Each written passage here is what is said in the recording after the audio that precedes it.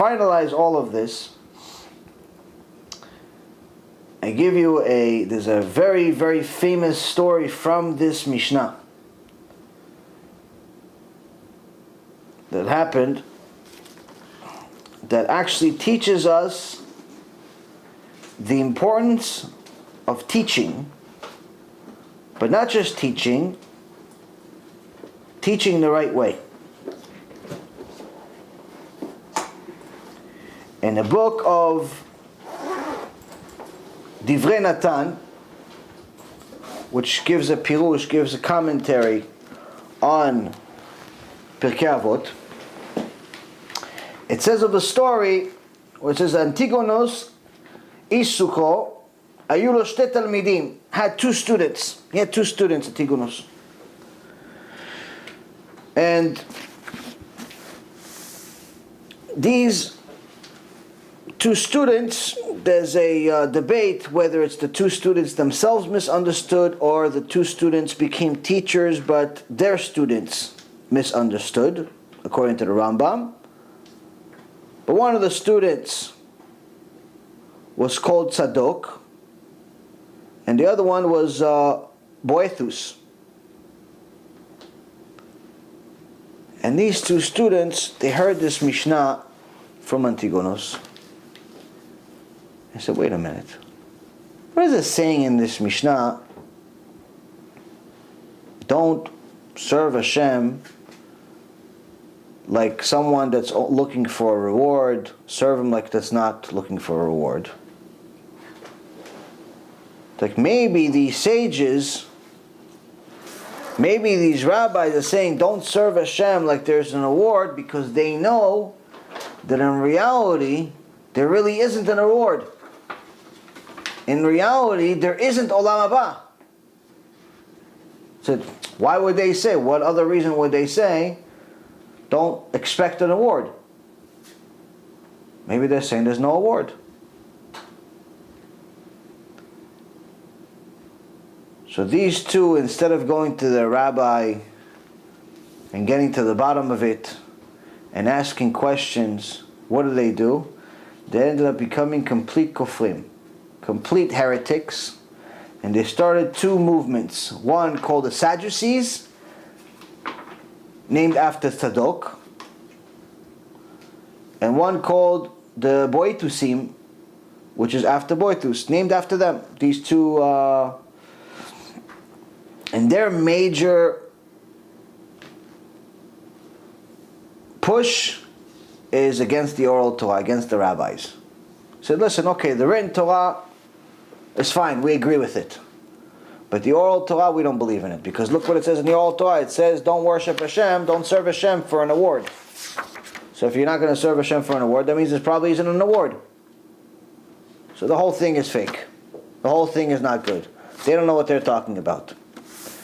So this is very, very important to teach us. A very valuable lesson for anybody that's teaching, whether it's someone that's teaching themselves or someone that is teaching others, is that the power of your word is much more significant than you can imagine. The power of your actions is much more significant than you could imagine. In Parashat Noach, we learned that Hashem gave Noach a sign. The sign was, I'm not going to destroy the world, and as a sign, I'm going to put this rainbow. Less than 350 years later,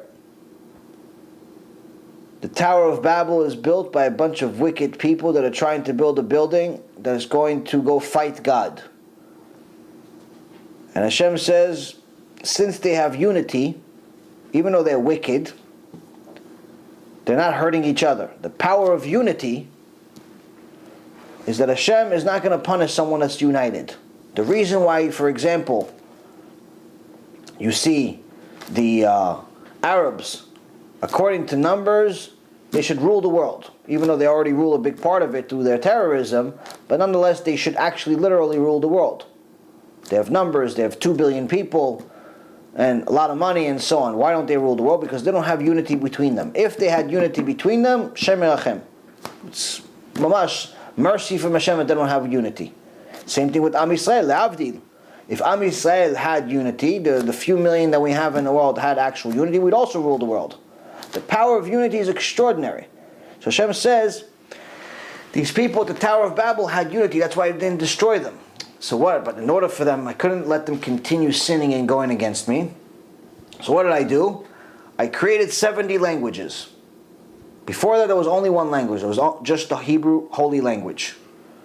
That was the universal language. That was the only language that was spoken in the world. But now at the Tower of Babel, which is at the end of Parashat Noach, we see that Hashem bilbel et haolam. Just why it's called Babel. Babel is bilbel, like to confuse the world. He confused them by having each one of them speak a different language. So when each one said something to the other, they didn't understand each other. So they could no longer deliver on their word. And it says in the Gemara Bava Metzia, page 49, whoever paid the punishment to the generation of the flood and the generation of the Tower of Babel, he will pay the punishment to the one who doesn't stand by his own word. So here the Chazal tells us that the same one that punished the generation of Noach is the same one that punished the generation of the Tower of Babel. He also will punish the one who doesn't hold his word. Meaning,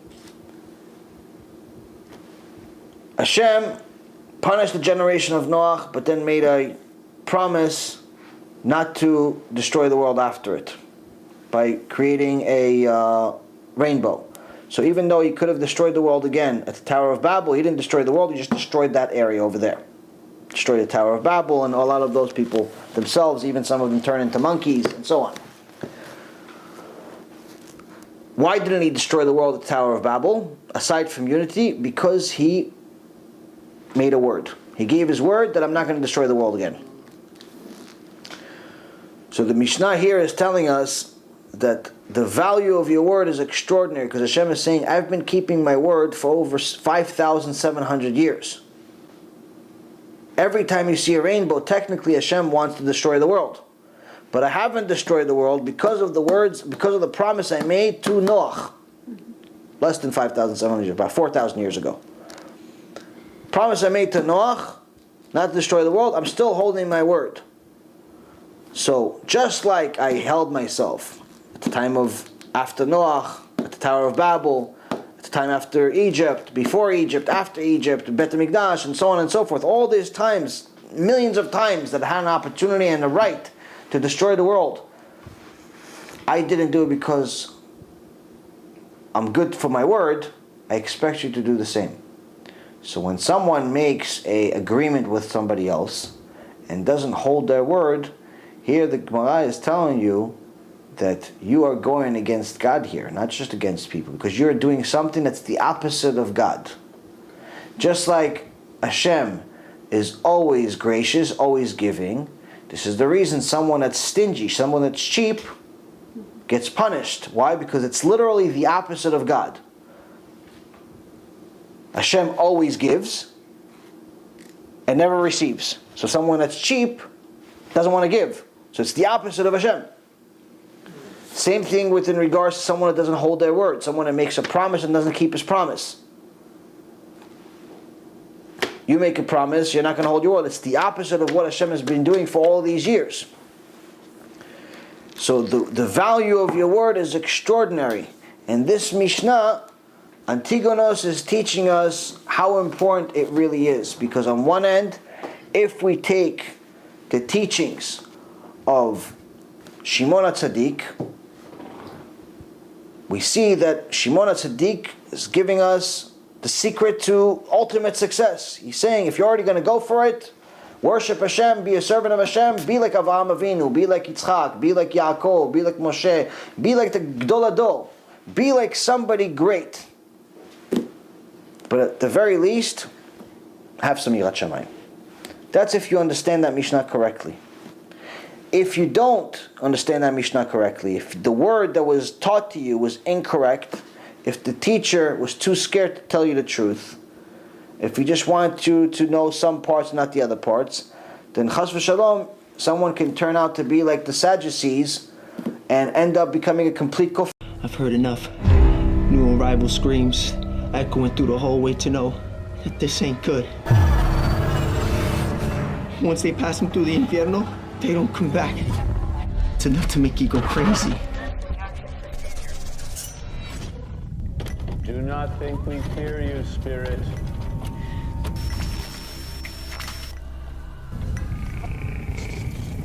We know your power is born of evil. This is your last night in the land of the living. You understand me, malevolent demon?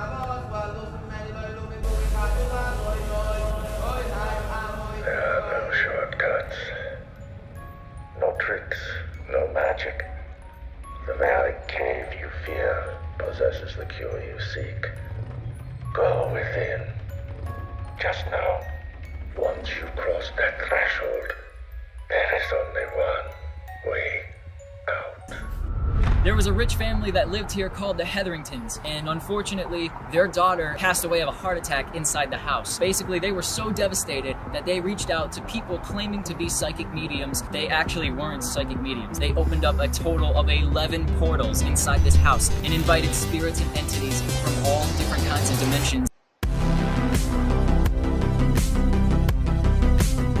Well, I think there are certain pieces of evidence that there is an afterlife. Resurrection of the dead is affirmed pretty clearly in the Talmud and the Midrash. To be honest with you, to give this lecture is a nightmare. If it was up to me, I wouldn't. There's going to be some graphic details. This place is a maze. That person after death went to a place called Sheol. This is by far the largest near-death experience study that has ever been conducted. People go to a place and they experience weird things. And sometimes they actually will see a character of some type. Well, where did that come from?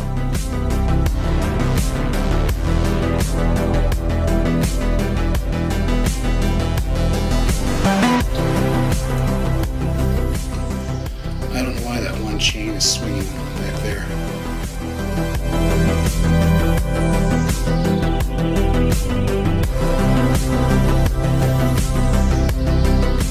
They may describe feeling profoundly peaceful, seeing a bright, warm, welcoming light. Some people describe watching doctors and nurses working on them with incredible accuracy. Next thing I knew, I was above my body watching the operation. How long did you feel like you were gone? I went to a place of timelessness. And so what that means, it could have been a second, could have been 5 minutes. I don't know.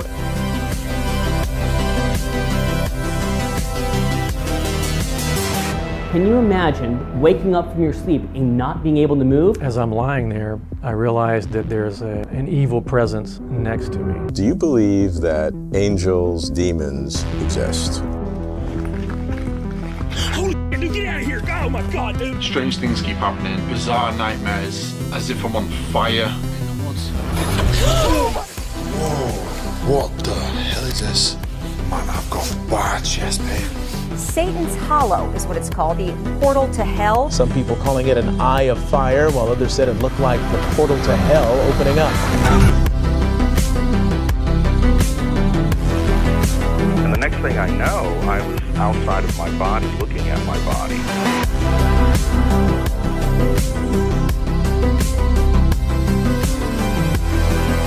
What I'm going to do is called claromancy, the art of throwing lots or throwing bones. 2,000 years of experience, passed down, recorded, of how demons work. God has them all on a leash, and he lets the leash go enough to let them tempt us, because that's what makes us spiritually stronger.